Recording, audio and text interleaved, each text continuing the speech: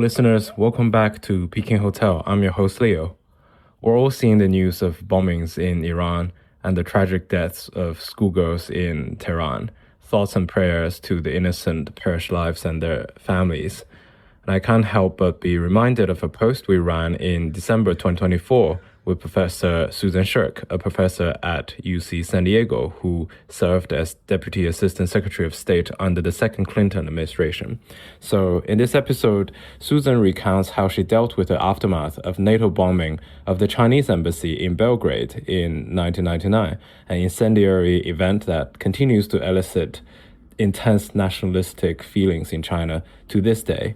And of course, parallels are always delicate, and the handful of Chinese staff deaths in 1999 pales in comparison to the 170 girls in Iran. But still, there's enough echo from history there to make me think perhaps our old episode could still shed some light, albeit from a different era and circumstance, into how the American administration handled and dug itself out of a crisis and the intimate human stories on the inside. And so, since this was recorded in summer 2024 and posted in December the same year, a different world from now, obviously, some stuff may be outdated, but I hope you enjoy nonetheless, and let us know how some of our predictions from almost 2 years ago have held up in time. And so, enjoy. Jiang Zemin visited the U.S. in 1997. Could you talk us through that visit? Which, was the first visit of the Chinese leader to come to the U.S. in a long time. In a long time, yeah. Yeah, it was great. Jiang Zemin was really happy. All of his staff were really worried about demonstrators and stuff. And you could hear them, especially I remember in Honolulu. And they were mostly about Tibet, things like that. But Jiang Zemin was the first Chinese leader in modern time, really, number one leader, to be the statesman, the global representative of China, and to go around the world paying these kinds of state visits. Think about it. This was the period. He was the first leader who was General Secretary of the party, president, and head of the military commission, because Deng thought it was important to strengthen the role of the leader now, institutionally. So it was kind of this fused leadership. And before then, a president has no powers in China. So the president, really, the main role is the head of state to go around the world representing China. Jiang Zemin loved that role. He loved it. He's natural at it. Yeah, and we lavished respect on him. We didn't have much to give, because we were very politically constrained by our own domestic politics. Right. What we could lavish was respect. And he just wanted that. He loved that. I'm not saying he just wanted that, but he enjoyed it. Why not? And, the whole thing was great from that standpoint. And, a lot of different dinners and speeches and everything. I never was very impressed by Jiang Zemin. I sat in on a lot of meetings with Jiang Zemin, and he always seemed a little clownish to me. He liked to show off his Western learning. And he would like to quote, poetry or Shakespeare or something. And he seemed to me to lack gravitas, to lack seriousness about the issues. But President Clinton always said to his staff, like me, it's really easy to underestimate this guy. So don't underestimate him. He's a very good domestic politician. He knows what he's doing. And Clinton actually had more respect for him than we did, the rest of us. But he handled himself pretty well on those trips and on that trip. And it was, a real kind of ice-breaking trip. Is it fair to say he managed to charm the U.S. political establishment through that trip? He tried to charm. I don't know that they were so charmed by him, but I think they found him likable. Right. He was likable. He tried to show warmth. He's not the typical stern, stiff-faced communist cadre. One very awkward thing happened, which was Chen Chi-chun, who was accompanying him.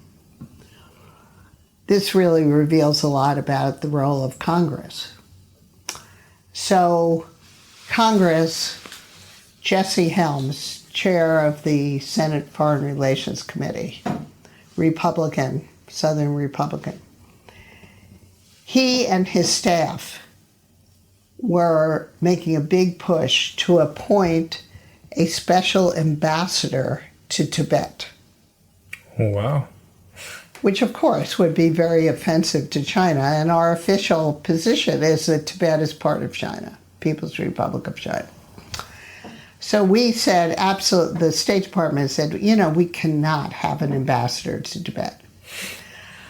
But what we had to give way on was to have a special commissioner for Tibet, a special representative to address the issues related to Tibet and try to promote dialogue between Beijing and Tibet. On the 7th floor of the State Department. So it was negotiated with Jesse Helms' staff. Had to be someone on the 7th floor of the State Department, the senior most level. And they insisted on announcing it publicly just when Jiang Zemin is visiting the United States. How insulting, outrageous. But we had no choice. We had to go along with it. We couldn't say no. Wait, this was from the State Department? No, it's from Congress. It's in the 7th floor of State Department? 7th floor of the State Department, yeah. The State Department decided, okay, we'll appoint the head of policy planning, who's on the 7th floor, will also be the special Tibet representative, commissioner, whatever they called him. And then my job was to tell Chen Chi-chun we were doing this. You were the messenger. I was, again, so embarrassed. I had to explain to him that the timing was unfortunate. It was imposed upon us by Congress. We had no choice. This is how American system. I didn't go in any great length. You didn't need to either, I don't think. I just said, we're doing it. It's going to be announced today. We were in New York after Washington. What was his response? This is terrible. He didn't say anything rude to me or anything like that. He didn't lose his temper. He's very cool guy. Said, this is most unfortunate, but thanks for letting me know. Mm. And your impression of Zhu Rongji on his trip? Oh my gosh, he was fantastic. So impressive. Really very smart, very sensible, very dignified. And he didn't lose his temper with anybody either. And he was, very respected by his delegation. He's someone with gravitas. Yes. And no shortage of charisma as well. And how did Bill Clinton interact with Chinese diplomats and other visitors? I can tell you that President Clinton, both Madeleine Albright and President Clinton were really great diplomatic communicators. The thing that always impressed me about President Clinton, we'd bring people to the Oval Office or whatever. He would make eye contact, speaking to the visitor, speaking English. And usually then there'd be consecutive translation. But when the translator was speaking, he didn't take his eyes away from the visitor. Think about that. That's not easy to do. Usually when the translator is doing it, you sit back and think what you're going to say next. But he was kind of working his interpersonal magic on the visitor, and he was just a superb communicator that way. Madeleine Albright has a wonderful way of using humor, and she also, I didn't notice that she was as good with the eye contact when the translator was working, but she had a great way of making a personal connection with the people she talked with. And how did the communist officials respond? I mean, you mentioned in the 70s they used to be quite stiff. Even coming on trips to America, they were quite stiff. I think things got looser and looser, for sure. And Chen Shih-chung, people like that. I mean, Chen Shih-chung was an incredibly impressive diplomat. I feel fortunate to have observed him when Jiang Zemin came to the United States. But then also, he would come to the UN General Assembly and meet with Madeleine Albright. And I remember one meeting very vividly, is that we had been, after the Chinese side, to stop selling anti-ship missiles to Iran. And we weren't getting very far with that. But we brought it up in all these meetings because they put the American Navy in the Gulf at risk. And then at the UN General Assembly, Madeleine Albright had a meeting with Chen Shih-chung. Chen Shih-chung had spent part of that morning at the Israeli embassy. Interesting.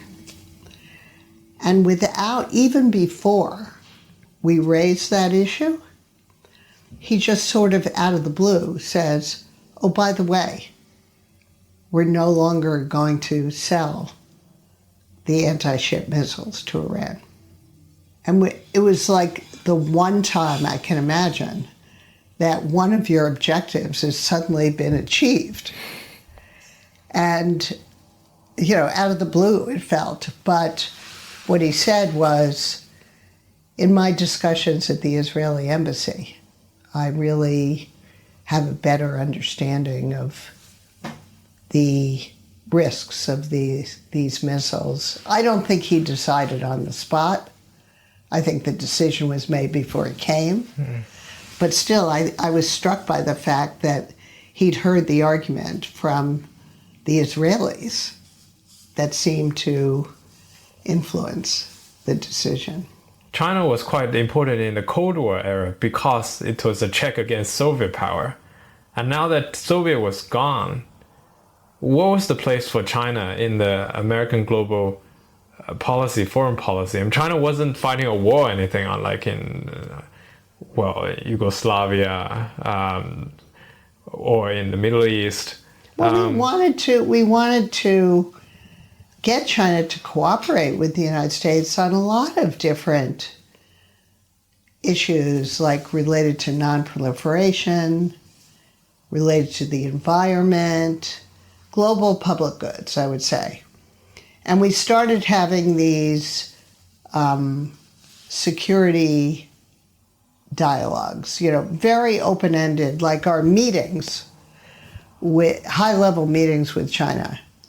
We started building in time for unscripted discussion of foreign policy issues in various parts of the world. Africa, South Asia, Middle East, and so we were giving China a lot of respect. Really, we were kind of boosting China up as global power. Because if you look at the speeches from that time, our goal was to help China emerge into the world as a responsible power. And it appeared to be working quite well. We, managed to cooperate on a lot of foreign policy issues. As I say, we didn't really accomplish much in terms of human rights, for sure. But we were creating a kind of global order that China was part of it. When we had the Asian financial crisis, that's when we created the G20. Because originally we tried to get China to come to the G7, G8. All the time we tried to get them, because we turned the G7 into the G8. We were so generous and open-minded, we invited the Russians in, right? It became the G8. And we said, okay, let's make it the G9. Let's invite China. China didn't accept the invitation. I remember when India tested nuclear weapon. Madeleine Albright, we had to figure out, how are we going to respond? What are we going to do? She felt we need to have China be part of that response.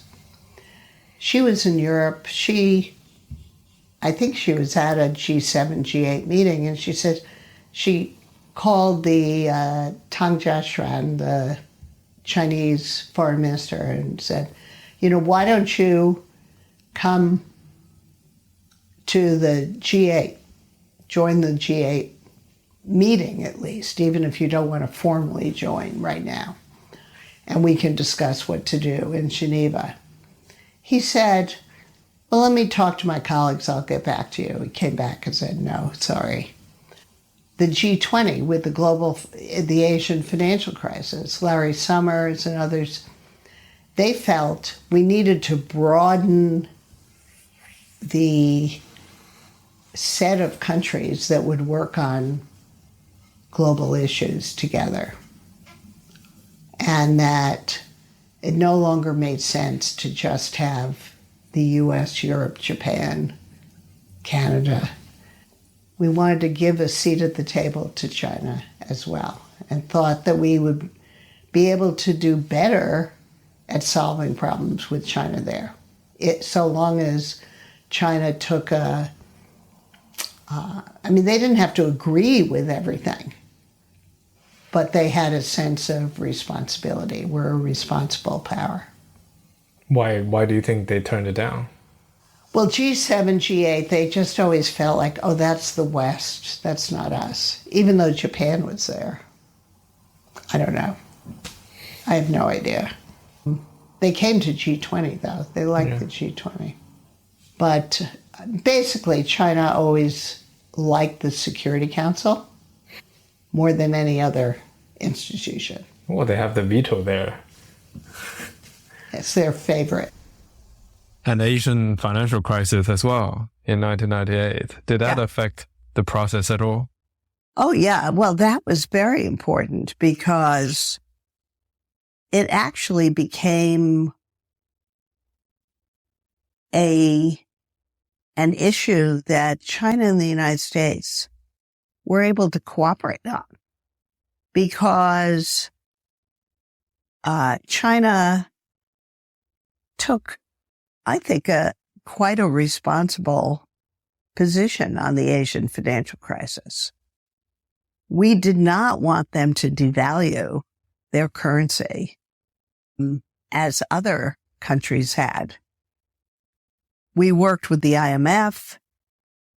China did not devalue their currency. And we recognized that wasn't easy for them. So we gave them a lot of credit, and Zhu Rongji was the guy kind of in charge of managing this whole thing. So it was in the lead up to Clinton visit to China where we expressed our appreciation to China's responsible position. They didn't even critique the IMF role. And they kind of cooperated with the IMF. They supplemented it by creating a kind of swap system, currency swap system with Korea and Japan. It was the start of a trilateral cooperation among them. So in some ways, it stimulated some more positive developments in U.S. China relations. One thing I really wanted to capture is your experience in the Belgrade bombing of the Chinese embassy. Could you talk about that whole thing? Sure. So I was on my way back from work and I got this call from the State Department and learned that there had been this bombing by NATO of the Chinese embassy in Belgrade. And so I turned around and went back to work, and with a kind of Jeff Bader lesson in mind as I drove through Rock Creek Park, thinking about what we needed to do. Wait, what was the Jeff Bader lesson? Well, the Jeff Bader lesson is you have to figure out in the shower before you get to work. Right. So in other words, you have to think out what you think you need to do before you actually get into the maelstrom of work in the building. My thinking was that regardless of what we learned about how this happened, we would need to apologize profusely to the Chinese because otherwise they would never let us forget our failure to apologize. And we'd hear about it over and over for decades, just as what they've said to the Japanese, that you never apologize for all these historical atrocities during World War II. And, the whole issue of apology is diplomatically and foreign policy very fraught. So my approach that I was thinking is we just have to go all out to apologize. And so that's what we really tried to do. President Clinton tried to speak to President Jiang Zemin. They wouldn't answer the phone. They wouldn't talk to him. Madeleine Albright, we went with her to the Chinese embassy in Washington to apologize. They were pretty rude there. I mean, we managed to do it, but it was a very tense kind of situation. We went to the Chinese embassy to sign, the president went to sign the condolence book. Later on, we had the ambassador in Beijing fly a flag at half-mast, offer to go out to the airport to meet the plane with the 3 journalists who were killed in the attack. And, so we did everything we could to try to preserve a decent relationship even after this accidental bombing. The other thing we did is and finally, President Clinton, he made some public remarks from the White House as well. So we went all out to show how sorry we were and to apologize.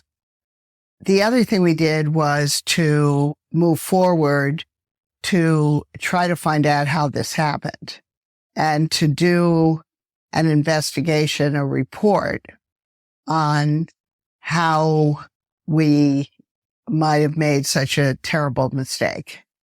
And so I was kind of in charge of pulling together the explanation, doing the investigation. So that meant working with the Pentagon, the military, as well as the CIA, because the targeting was being done by the CIA. And I can go through the whole explanation of how it happened, but one of the interesting features of my effort to try to get the facts is that the CIA was incredibly helpful and forthcoming, and the military and the Pentagon was not.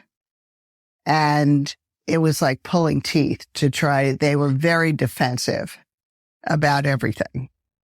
And then after we had the explanation, we asked to go to Beijing to present it to the Chinese government and to negotiate compensation for the victims and their families, and to the Chinese government for the destruction of the building. So I went with Tom Pickering, who was the Undersecretary of State for Political Affairs, a very seasoned,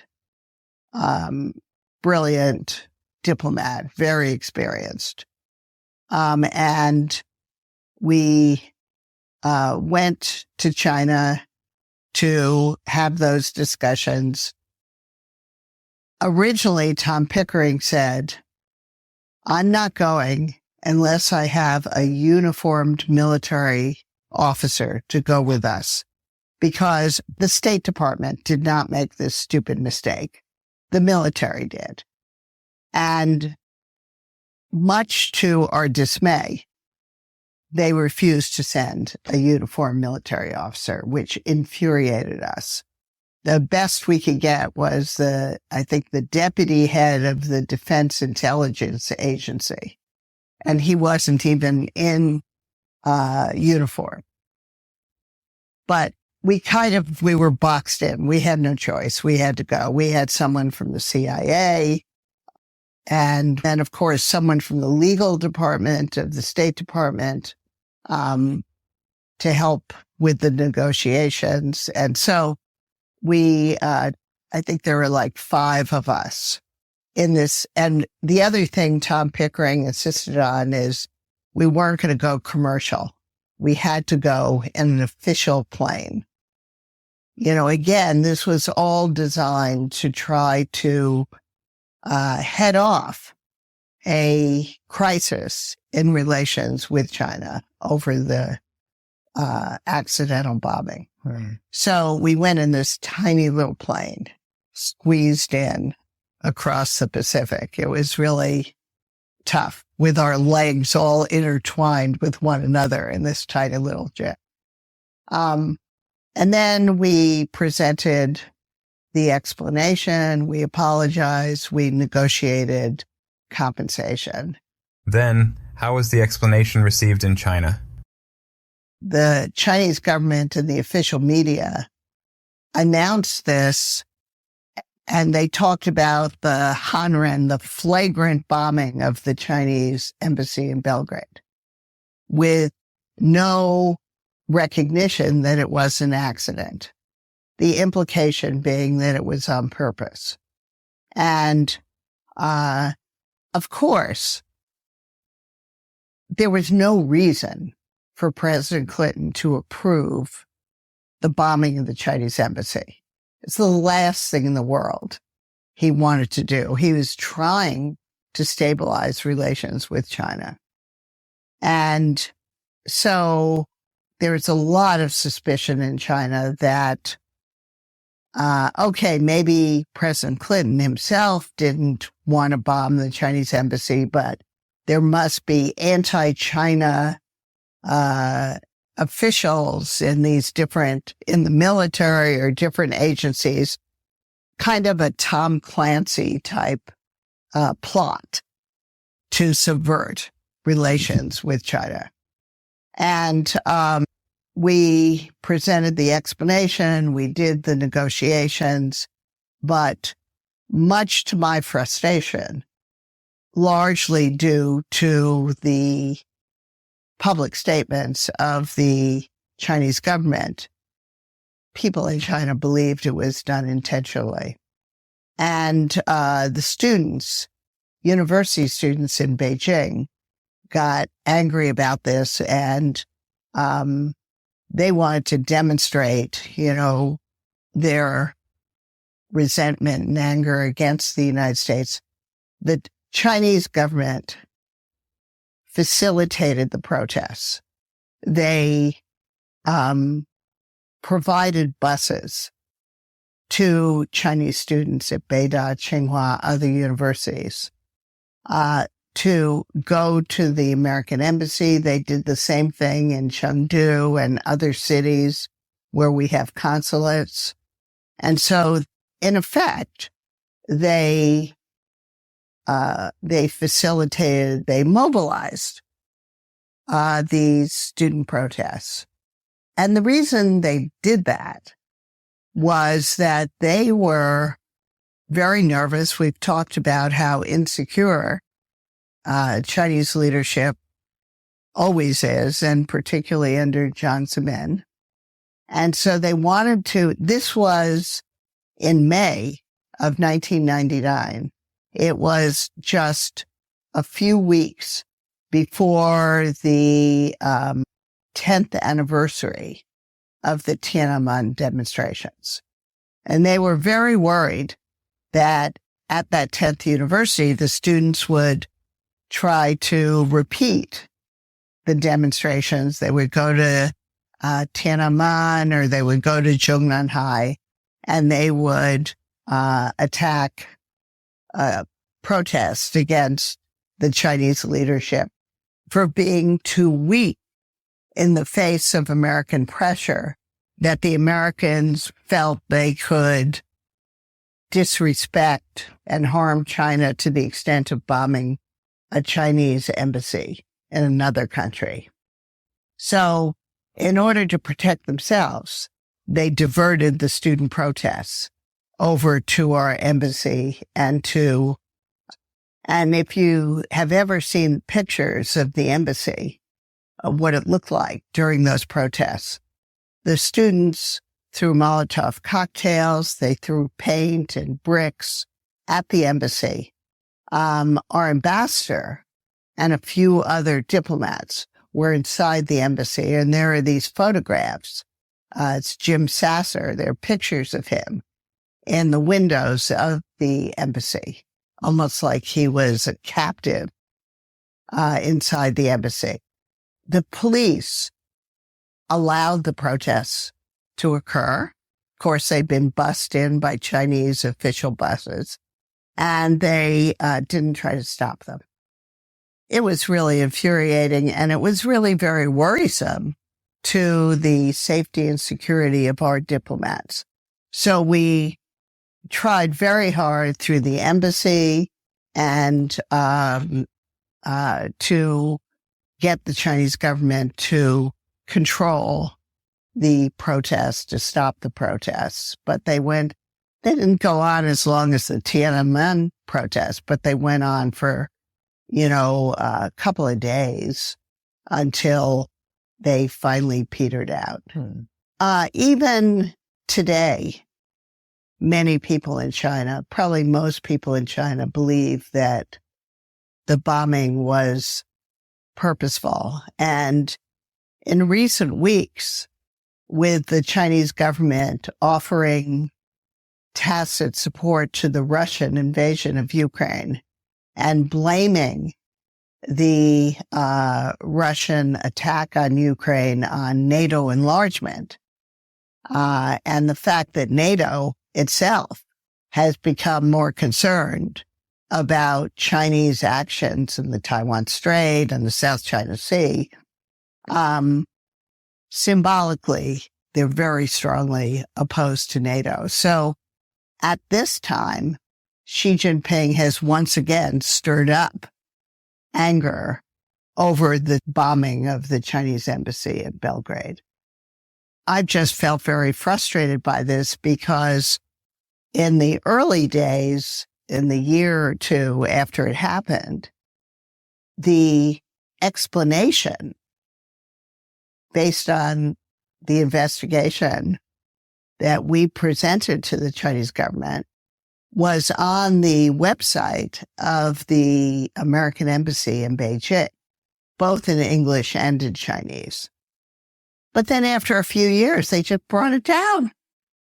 So if you now search on Google or some other search engine for the bombing of the Chinese embassy in May of 1999 in Belgrade, you won't find that explanation, and you will find a number of European newspapers that took a more conspiratorial view about, there must have been some figures in the U.S. government who were trying to undercut improvement of U.S. China relations by this embassy. The other thing they say, of course, is that the embassy this was not collateral damage. I mean, we had targeted this building. And they say, this building was being used to gather intelligence. The Chinese were helping the Serbian government by gathering intelligence. Well, all I can tell you is I talked to our intelligence people. They said, yes, the Chinese embassy was used to gather intelligence. They monitor signal intelligence, but they believe that the Chinese government was not actively assisting the Serbian government, but they were using the government for the intelligence for their own purposes. But in China, people just assume that they assumed the Chinese government wasn't telling them, but that the Chinese government was assisting the Serbians to resist NATO. If you want, I can tell you the whole explanation, which maybe is worth doing, because I am 100% personally sure this was not purposeful. It was accidental. But, the problem was the Chinese government and Chinese people have huge respect for American competence. And they believed that it was impossible for us to make a mistake like this. They have respect for our internal management of our own policy and policy implementation and our military. So I thought, it can't possibly be an accident. So when I put together the explanation with my colleagues, I wanted to add an appendix of the list of some of the other terrible mistakes we've made, because I thought it would make the explanation more credible. Right. They wouldn't let me do that. They thought that was too humiliating. We couldn't do that. But I think that was a big mistake. Because, of course, American military and government, we've made mistakes in the past. And so what was the conclusion? I mean, how did the bombing of the Chinese embassy happen? So, anyway, the story is that the CIA had a contractor, not a regular employee. And when the call went out, NATO was bombing targets in the Kosovo War, especially in Belgrade. And they were running out of targets, military targets, ones that would help the Serbians maintain their strength. So NATO was looking for additional targets. The call went out. Oh, we're looking for more targets. And over in the CIA, there was a contractor who worked on non-proliferation. He was aware that there was a depot of military, of missile parts and stuff that was being used by the Serbians to sell missile parts and devices to other countries. I can't even remember now exactly which countries. Maybe Iran. I'm not sure. Not China. And so this contractor, he submitted this arms depot, as a potential target to be struck by NATO. Now, he identified the location of it in a very crude manner, which is that he looked at streets parallel, he had the address, and then he looked at other parallel streets, and he tried to figure out which building was this arms depot. But, and then, so it was just parallel streets, but looking at the same numbers, street numbers. But of course, it's not the case that street numbers necessarily track one another from parallel avenue or street to the next parallel avenue or street. So he identified a building that he thought was the arms depot. Then he runs it through. It's not actually a map.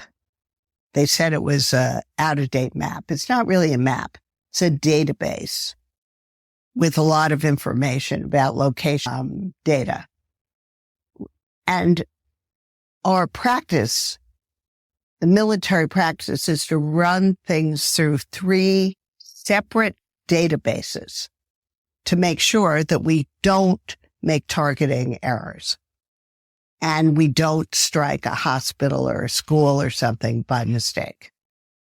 But I'm quite sure, and talking to the CIA and the military people, I'm sure that these databases are not actually independently created.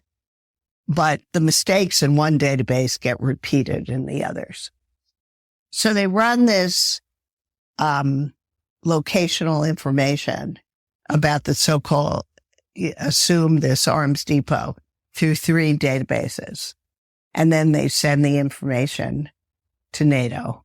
And they strike a building, which the databases did not have the accurate information about where the Chinese embassy was.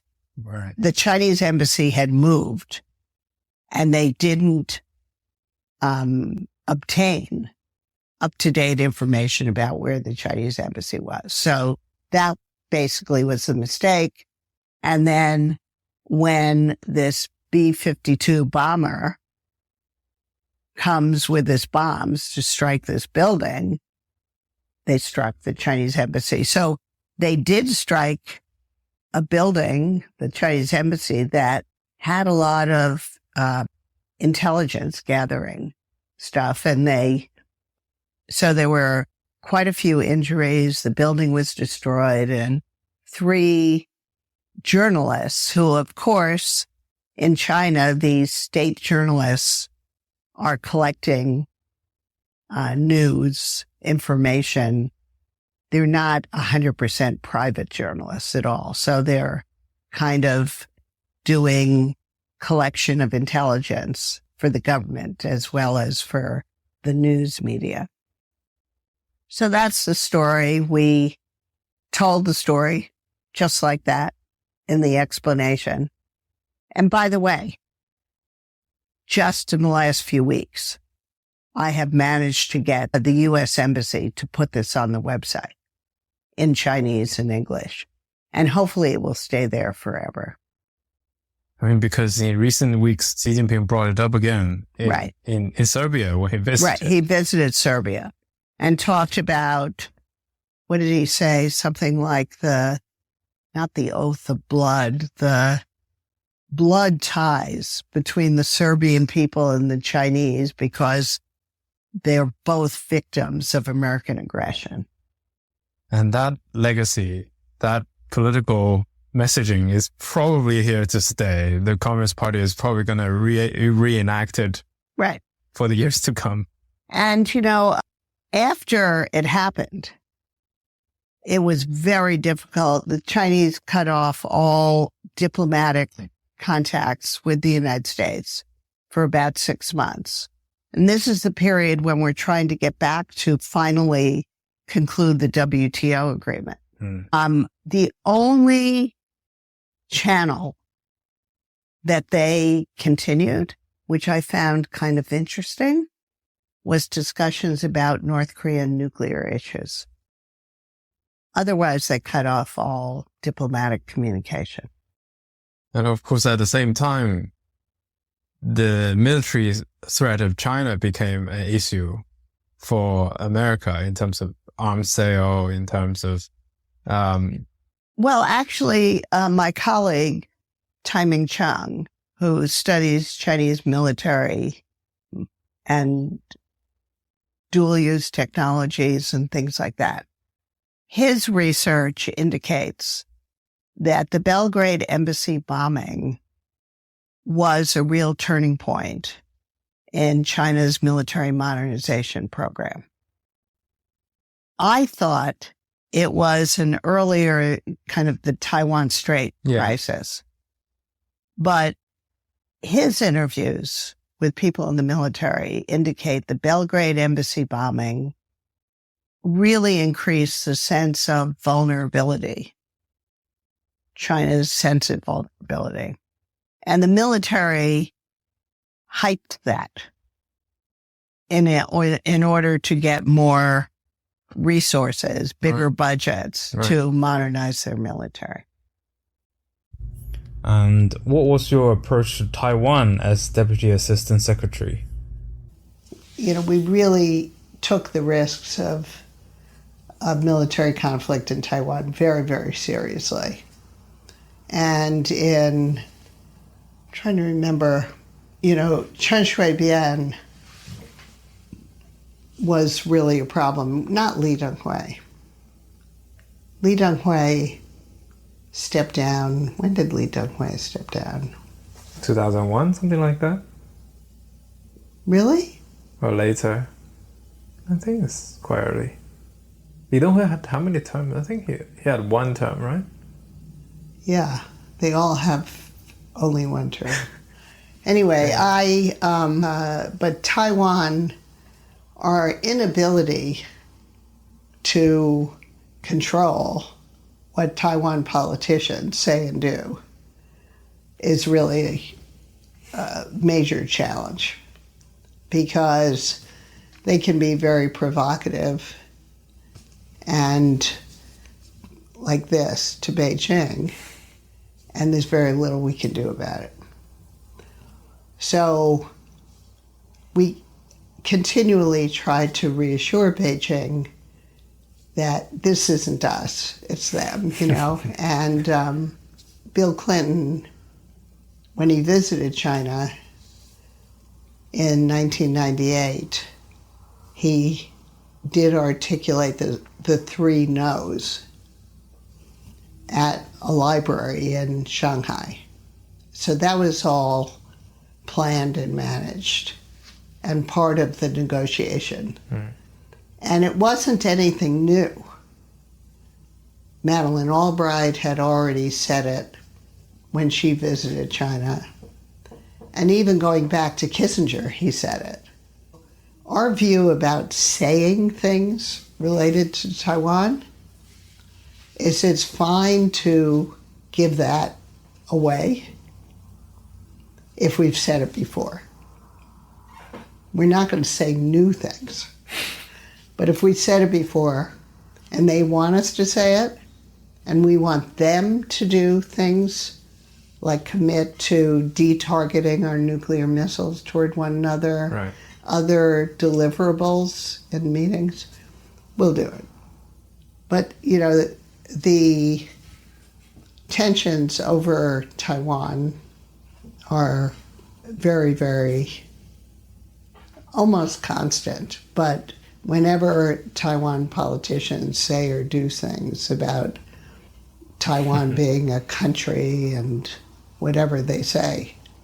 But, something interesting, during the time I was in government, the whole idea of the 1992 consensus, which is there's one China, but the definition varies between Beijing and Taipei, which was something that came out of the Singapore meeting in 92. That was a kind of compromise position that Taipei endorsed. And the one China principle was Beijing's position. They didn't accept the 92 consensus. Look at today. Situation is flipped. Now the 92 consensus is the Beijing position. I have always felt that all of these, what I call magic words about declaratory policy on Taiwan, are purely symbolic. And both sides will be better off, ignoring this kind of declaratory policy. And I do think that Xi Jinping has gotten himself boxed in by the magic words now. So it's most unfortunate. It would be so much better to restore high-level dialogue with no preconditions, no magic words, preconditions.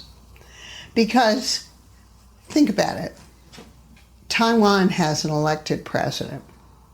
This president has to maintain certain authority and respect. But they have domestic politics too. They have domestic politics.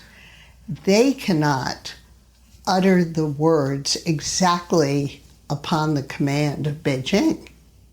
If they do, they look like they have no authority. But that's what Xi Jinping wants. Yeah, but it's so stupid. It doesn't get you anything. And so that's why remain in favor of high-level dialogue with no preconditions. Yeah. But what was the role, what was the position of Taiwan in the greater context of U.S. China relations? I mean, why did the U.S. even care about Taiwan, given ever closer ties with China? We care about Taiwan more and more as Taiwan became a vibrant democracy. But it became less amenable to our influence and control. That was really a challenge. And then, of course, there's the whole question. So we have this friendly relationship with Taiwan that we just can't walk away from. We can't allow Beijing to just absorb Taiwan. And we have a legal commitment to Taiwan under the Taiwan Relations Act. I feel that our policy, if you think about it, U.S. China relations have managed the cross-strait issues. U.S. and China have managed this knotty set of problems pretty well over the years. And in a way, you could view it as one of the greatest achievements of U.S. China diplomacy, maintaining peace in the Taiwan Strait. Hopefully, we'll continue to do that, just with no major changes in the status quo. Did the Falun Gong demonstrations play any role in the U.S.-China relationship? That was important in terms of contributing to the insecurity of Jiang Zemin, because the Falun Gong organization organized this massive sit-in around Zhongnanhai in complete secrecy, and there was no warning from the security apparatus to Jiang Zemin. So it really freaked him out. I mean, what they were protesting was, I believe in Tianjin, they were required to register as a church organization, sect or something like that, and they didn't want to do that, and so they organized. Now, of course, Falun Gong is a variety of Qigong, which is Buddhist-related spiritual and physical fitness movement based on breathing exercises and stuff. So it was, at the time, had gotten quite popular in China with the elite, including party members and intellectuals and business people, and, become quite popular. Now, the kind of guru who is the head of Falun Gong lived in the United States. And still is the head. But there's the U.S. government had no contact with him. There was no effort to use Falun Gong as cat's paw or something to disrupt China at all. This was not an externally driven thing. But Jiang Zemin was very, very shaken by the demonstration. According to some of the reports that appear to have come from Zhu Rongji at the time said, well, just talk with them, negotiate an end to this demonstration. But Jiang Zemin instead launched a massive government effort to destroy Falun Gong, destroy the movement, crack down on it, ban it, set up a special office in the center. And basically, that continues, this anti-Falun Gong movement. But it's obviously not a serious threat in China. Yeah. But it contributed to this paranoid mindset of Jiang Zemin in particular. Did it impact your work as a deputy assistant secretary? It did. Well, for one thing, I had to try to learn more about it. I remember we had a half a day or a day long kind of workshop at INR with people to try to explain more of it to us. And then, it contributed to this paranoid mindset. And it came after we failed to sign the WTO deal when Zhu Rongji came. Next, we have this demonstration, sit-in around Zhongnanhai, Falun Gong. And then we have the Belgrade embassy bombing. So all of these things are basically human agency, accidental, unpredictable events, which had a major impact on U.S. China relations. And I think about them often because it contributes to my belief that, this kind of stuff happens and could happen again in the future.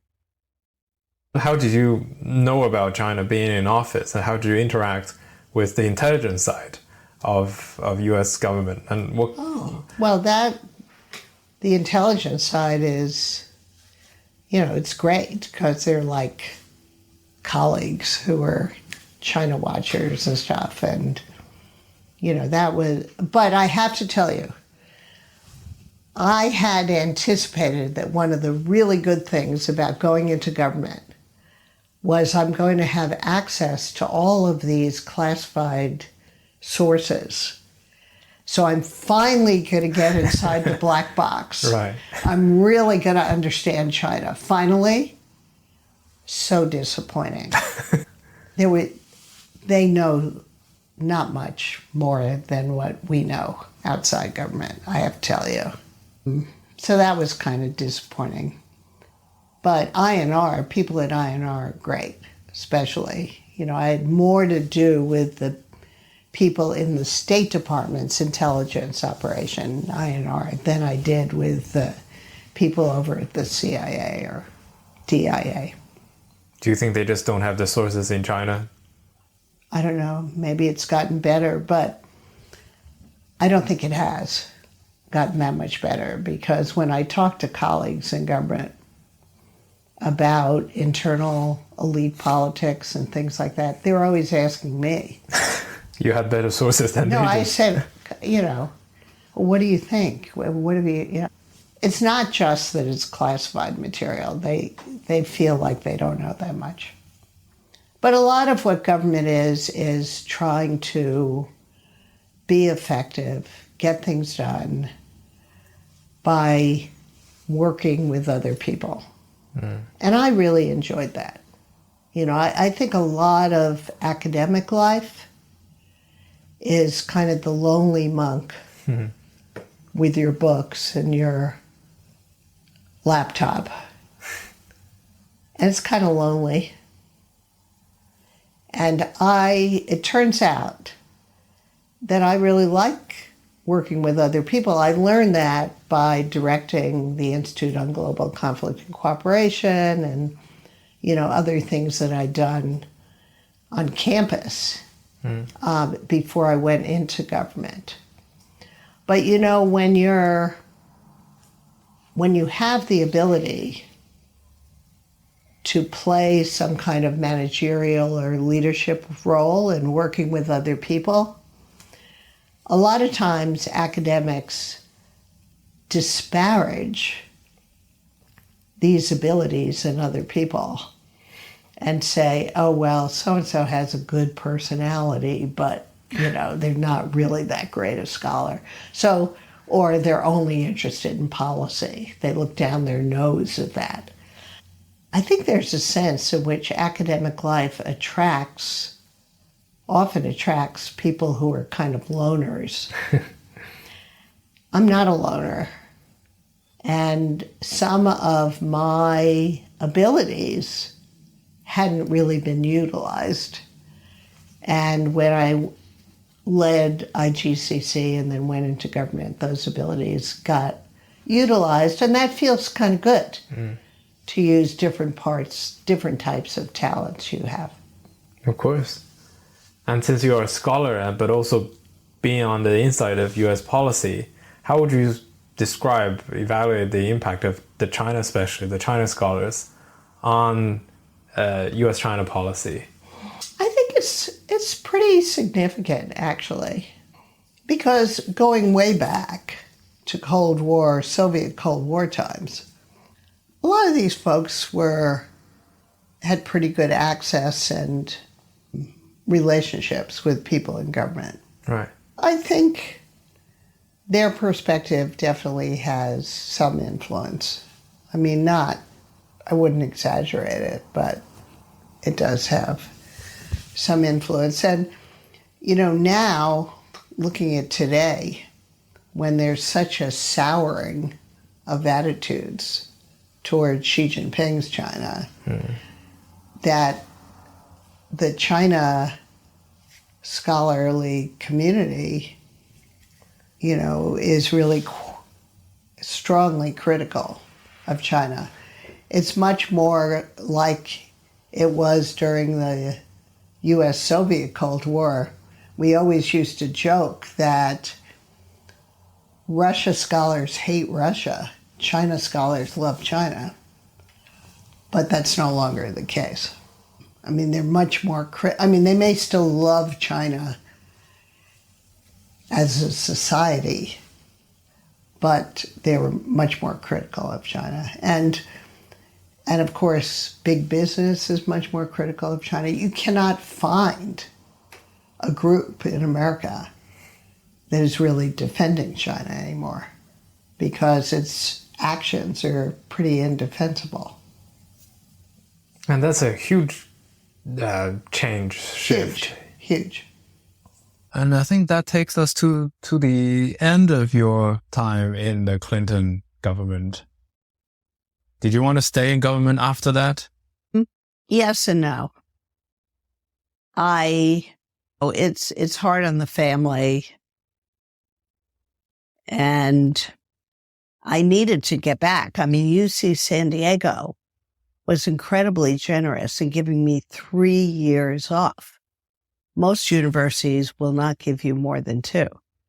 If you want to keep your job, you got to go back to the university. But the hard part is that it gets a little addictive knowing the inside of issues, the access to information. And that's the part that was hard to give up. But I did give up my clearances and everything. So I just walked away back to the university. This is the end of my conversation with Professor Susan Shirk. If you enjoy this, you may want to subscribe to our podcast and follow our Substack.